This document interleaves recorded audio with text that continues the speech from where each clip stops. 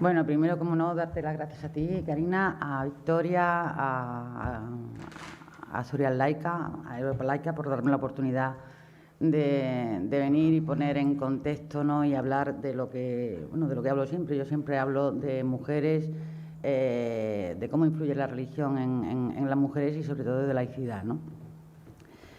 Yo voy a hablar de la presión social que ejerce el Islam sobre las mujeres, ¿no? Y para eso siempre tengo que poner un contexto, porque algo que a veces me enfada también es que, y siempre lo digo, es que las feministas magrebíes, las feministas del mundo árabe, conocen perfectamente la agenda feminista, que es una agenda feminista internacional, conocen perfectamente la historia, la literatura, la cultura occidental, pero hay un gran desconocimiento desde aquí hacia allí, ¿no? De hecho, hasta hay feministas que creen que los movimientos feministas en los países árabo-musulmanes o no existen o son muy nuevos, olvidando que, por ejemplo, en Irán ya había un movimiento feminista en 1889, en Argelia exactamente igual, en Egipto en 1930.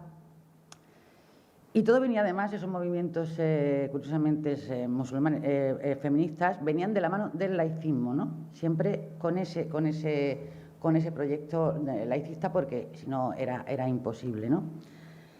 Bueno, voy a poneros un poquito en contexto y voy a hablaros de cómo influye la religión islámica en las mujeres, ¿no?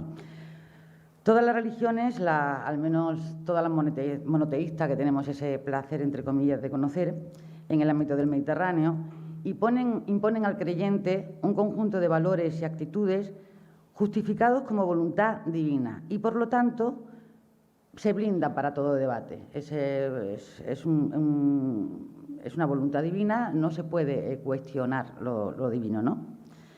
Pero mientras poco caso se hace desde los púlpitos a la vulneración de mandamientos del tipo no matarás, ¿no?, hay un campo en el que los teólogos, todos los teólogos, cristianos, judíos, musulmanes, han perseguido siempre con dureza todo tipo de insubordinación, el de las normas sexuales y, en concreto, el de las impuestas a las mujeres. En el ámbito de la moral sexual, prácticamente no hay diferencia entre judaísmo, cristianismo e islam. Es algo que yo siempre quiero dejar muy claro, ¿no?, si atendemos a las escrituras, ¿no?, a las sagradas escrituras. En lo que sí se diferencian mucho las tres religiones es en la cuota de poder de la que disponen hoy día para imponer sus normas a la población. Me ha encantado cuando Alicia, ya al final de su charla, ha estado hablando del nacionalcatolicismo y del papel de las mujeres en el nacionalcatolicismo, que yo viví muy de cerca, porque yo creo que debía tener 15 años cuando murió Franco, así que yo sí que pillé todo aquello y lo viví muy de cerca. Y me ha gustado que hable de ese tema, porque es un tema que tengo que siempre que mencionar para que cuando yo hablo de las mujeres en el Islam no se me echen las manos a la cabeza y digan, fíjate lo que les está pasando. Pero a ver, señoras, si es que esto pasaba aquí hace 40 años, es que yo tenía vecinas que no podían tener una cuenta corriente, que no podían viajar sin el permiso de su marido. Como bien ha dicho Alicia, asesinatos permitidos, porque ahora mismo, por ejemplo, se está hablando mucho de los asesinatos de estas chicas pakistaníes, que ha sido tremendo.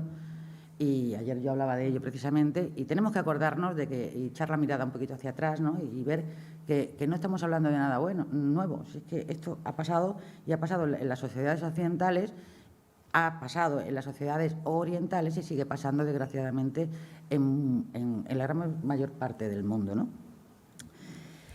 La Iglesia ha perdido aquí su posición como autoridad legisladora, y este proceso de secularización política es algo que queda pendiente en gran parte de los países de mayoría islámica.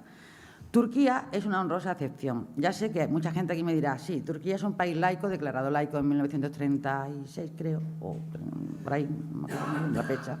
Yo vivo en Turquía ahora mismo, y es verdad que Turquía tiene un gobierno islamista. Allí hay un problema, ¿no?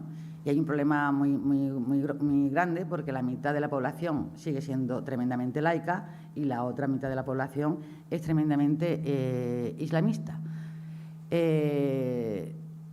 Tengo que decir que, aunque sí que es verdad que desde lejos parece que el laicismo en Turquía es como una entelequia, se practica. El laicismo en Turquía es lo que hace que una chica con hijab en Ramadán pueda ir comiendo por la calle y no pase absolutamente nada. El laicismo es que cualquier chica con hijab o sin hijab, pero musulmana, pueda tomarse una cerveza en una terraza y no pase absolutamente nada.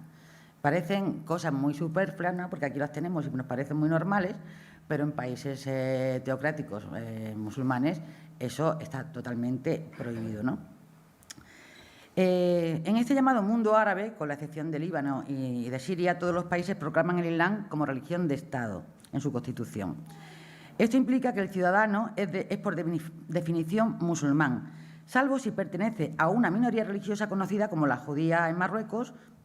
No sé si sabéis que ha habido a lo largo de la historia muchos judíos en Marruecos y sigue habiendo una comunidad judía, o la cristiana copta en Egipto también, ¿no? La noción de religión, de Islam, se confunde así con la de ciudadanía. Se nace musulmán, se muere musulmán. El derecho a la apostasía no existe. Incluso en los países que no la tipifican como delito, simplemente no se contempla que un ciudadano nacido musulmán pueda dejar de serlo. Puede pecar, puede incumplir los preceptos de la fe, pero no puede renunciar a la fe y siempre le serán aplicables las leyes dirigidas a la población musulmana. ¿Qué quiere decir esto? En Marruecos, por ejemplo, todo el mundo sabemos que en Arabia Saudí apostatar o hablar mal del Islam o blasfemar conlleva la pena de muerte, además en la plaza pública, ¿no?, para mujeres, para hombres, etcétera, etcétera. En Irán exactamente igual. En Marruecos tiene 6 meses de cárcel, pero no porque la ley diga que no se puede apostatar. Ahí es más civilino todavía, ¿no? Ahí te dan, si tú blasfemas o te declaras apóstata públicamente, puedes ir a la cárcel durante 6 meses porque estás conmoviendo la fe de tu vecino. Es más civilino, ¿por qué? Porque tú lo que le estás diciendo a tu vecino es que se puede no tener fe. Le estás abriendo los ojos a ese vecino que ha crecido como ese pez que decía Luis antes en el agua y no sabe que está en el agua porque es su medio normal, ¿no? La figura de conmover la fe del vecino es algo como un candado mucho más tremendo, ¿no? Porque al final lo que se consigue es que todos los vecinos sean la policía de la moral de toda la sociedad. Y ese es el fin por eso digo que es tan civilino, ¿no?, y tan tremendo ese. En fin. Pongo un ejemplo, ¿no? El artículo 222 del Código Penal marroquí castiga con 6 meses de cárcel esto que he dicho, ¿no? Conmover la fe del creyente. En otros países directamente son 150 latigazos, cárcel, penas de cárcel. Esto está pasando a día de hoy. En Qatar, por ejemplo, donde ahora se va a celebrar un mundial, donde todo el mundo va a ver fútbol por la televisión y donde el emir de Qatar ha venido aquí a España y hemos hecho muchos parabienes porque va a invertir muchísimos millones. En Qatar las mujeres, los derechos de las mujeres están totalmente anulados. Hay muchas mujeres que están feministas que están en la cárcel, de las que nadie se acuerda porque, claro, el feminismo ya ni existe, no se nombra. En Marruecos, por ejemplo, no está permitido hablar de feminismo. Se habla de cosas de mujeres, problemas de las mujeres, pero no se habla de feminismo como tal, ¿no? Esta imbricación de fe y ciudadanía llega tan lejos que hay incluso, por ejemplo, magrebíes que se declaran, y os va a parecer muy gracioso, musulmanes ateos. Ser ateo es una convicción personal. Ser musulmán es una condición social y política con la que se nace y que es imposible sacudirse. Ni siquiera en el extranjero, por el hecho de llevar un nombre y apellido identificable como magrebí, como yo, que me llamo mismo Hamido Yahya, ¿no? Una persona será considerada siempre musulmana por su comunidad y será juzgada socialmente como tal, especialmente si es mujer. En este sentido, la práctica del Islam magrebí se acerca al dogma del judaísmo, que ha convertido la fe en un asunto genético. No pensamos muchas veces, pensamos en el Islam, no pensamos en otras religiones, pero la judía ahí está siempre. Es la madre de todas las religiones, es la madre del cristianismo y la madre del Islam. Todas las opresiones vienen de allí, desde el padre Abraham y ese arcángel San Gabriel que nos hizo tanto daño. Siempre digo que nos hizo mucho daño, pero bueno.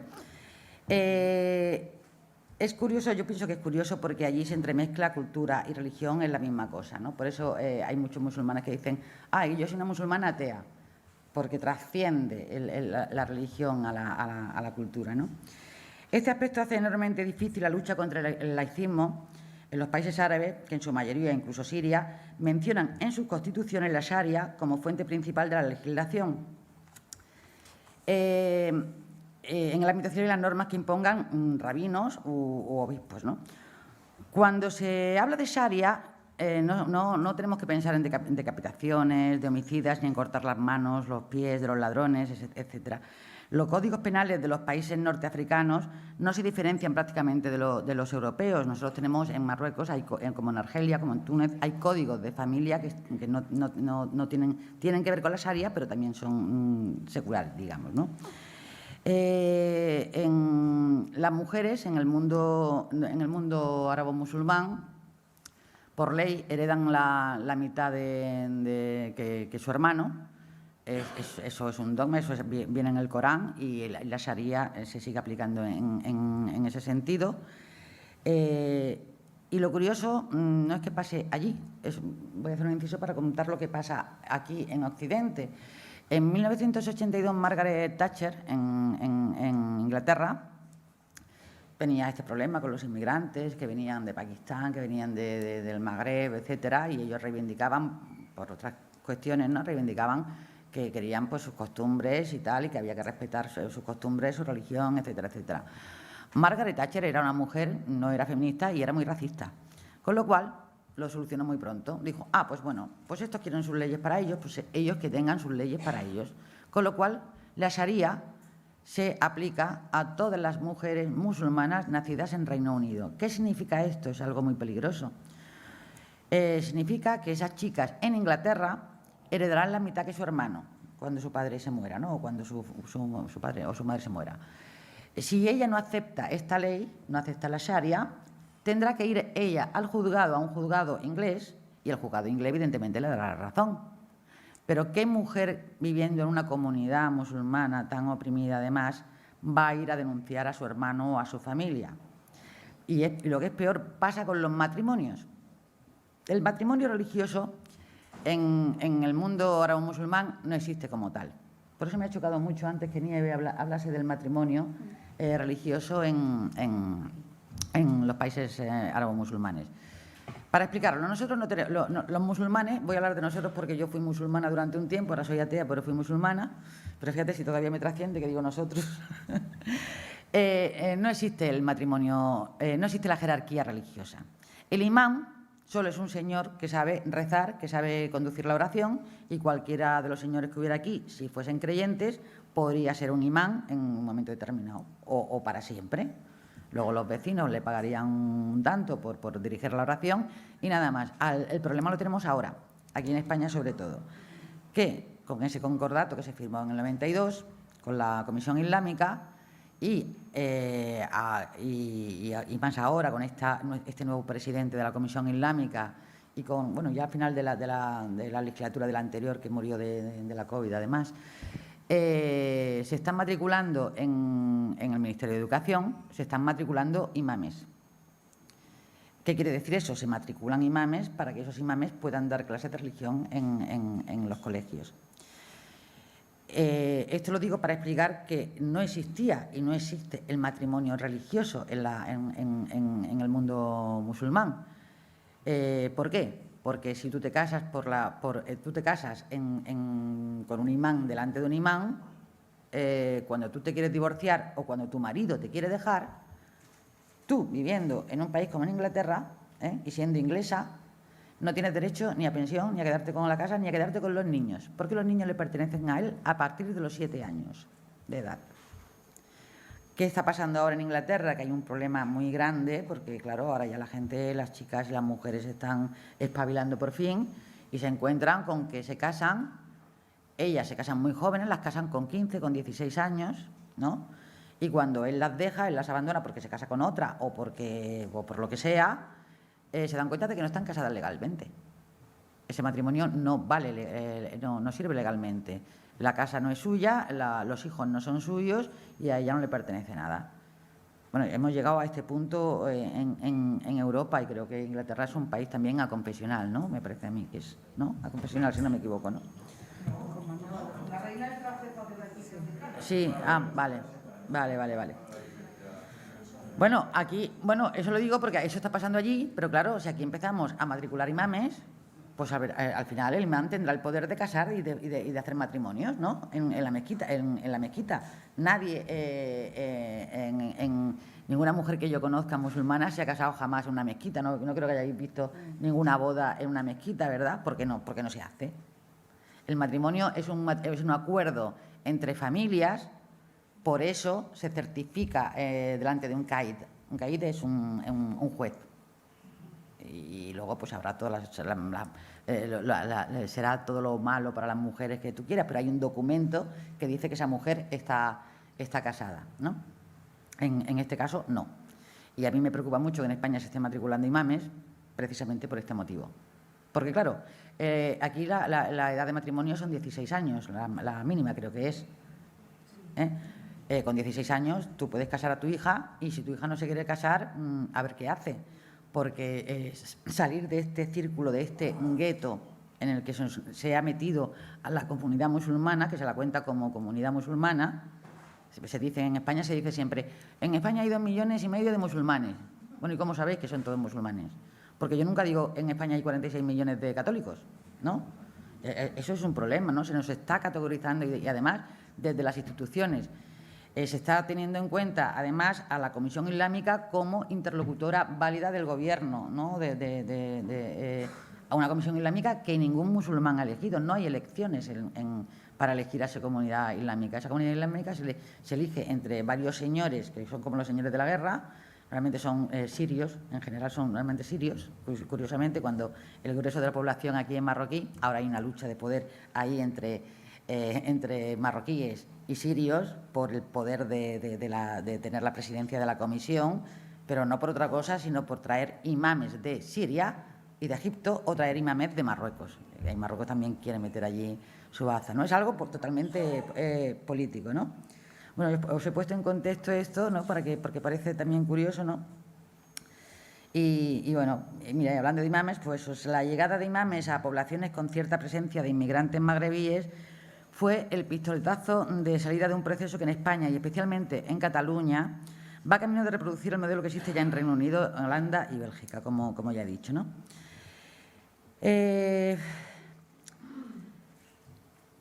Todo esto que os estoy contando es de lo que pasa entre los países árabes, lo que pasa con las mujeres con los países árabes en Irlanda y lo que pasa con las mujeres musulmanas aquí en Europa. Pensad que la religión islámica, y siempre lo digo, y a veces hay gente que me dice que la está defendiendo. No la defiendo en absoluto, ya ves, yo no lo voy a defender.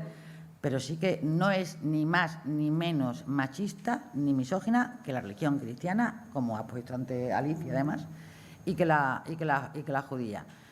Hay gente que me dice, bueno, es que claro, la religión católica ha cambiado. Es que no, las religiones no cambian. No se ha cambiado ni una sola coma de la Biblia, igual que no se ha cambiado ninguna coma y ni se cambiará, ¿no?, del Corán. Sin embargo, aquí en Europa se está dando pábulo a, por ejemplo, y hablo de feminismo, a feminismos con apellidos religiosos.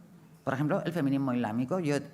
Nosotras, aparte de luchar contra todo esto que estoy contando, ¿no?, estamos luchando también contra nuestras compañeras feministas que nos están diciendo que claro que puede existir un feminismo islámico. ¿Existe un feminismo católico? Pues asombrados, pues sí, existe. Y yo asistí a una conferencia en Valencia, sí, donde se dice que la Virgen María es el icono feminista porque, bueno, no sé por qué, pero son las feministas marianas, y se llaman así, feministas marianas, ¿no? Claro, esto produce risa, pero a otras compañeras feministas y sobre todo a las que están en las instituciones les parece perfecto que haya un feminismo islámico, igual que les parece perfecto que haya un feminismo negro o un feminismo racializado o un feminismo, claro, cuanto más feminismos haya, mejor, peor para el feminismo y mejor para el patriarcado. Claro, hay un montón de feminismos metidos allí y ¿quién pertenece a aquel? El blanco, el racializado. Es que yo soy una racializada y tú eres una blanca colonialista, por ejemplo, ¿no? Y ahí está el patriarcado actuando siempre. El patriarcado islamista es más civilino que todo eso. O sea, todos los patriarcados son civilinos y el patriarcado islámico es muy civilino. Te da un caramelo envenenado. El patriarcado sabe que ahora hay muchísimas mujeres musulmanas en Europa, que son de nacionalidad española, belga, francesa, etcétera.